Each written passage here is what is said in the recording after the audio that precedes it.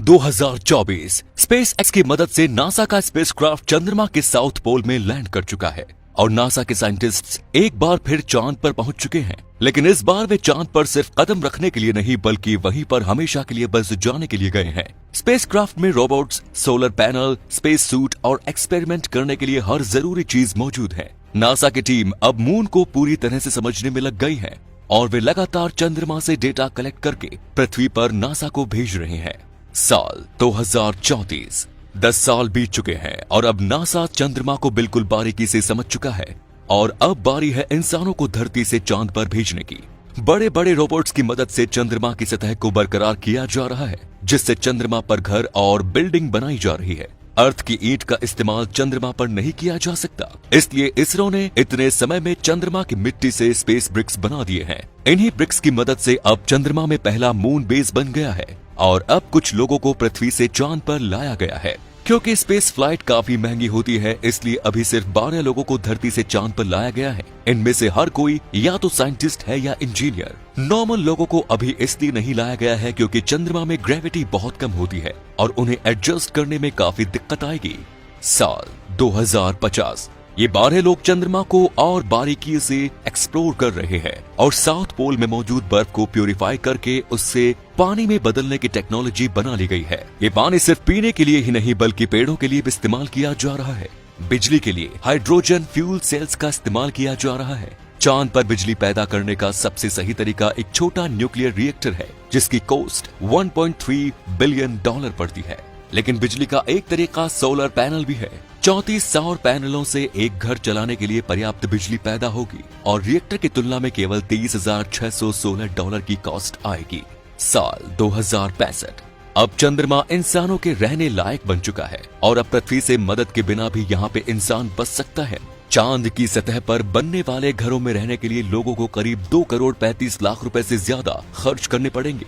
चांद पर एक घर बनाने और इसमें रहने के लिए जरूरी चीजें जैसे air seal, air heater, asteroid proof खिड़कियां, इंसुलेशन और एनर्जी के सोर्सेस पर बहुत ज्यादा खर्च आएगा। यहाँ घर बिल्कुल फैक्ट्रीज की तरह मजबूत बनाने पड़ेंगे। घर के खिड़की दरवाजे ऐसे होने चाहिए जो अंतरिक्ष में घूम रहे एस्टेरॉइड की टक्कर झेल सके।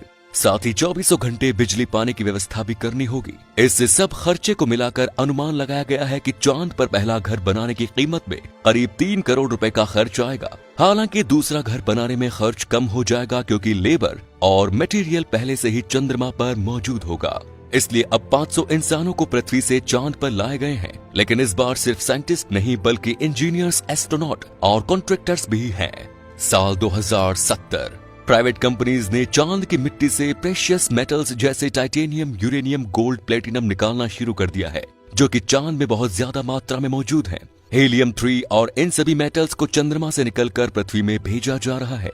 साल 2075 चंद्रमा पर पहले बच्चे का जन्म हुआ है और उसे सेफ एनवायरनमेंट में पाला जा रहा है।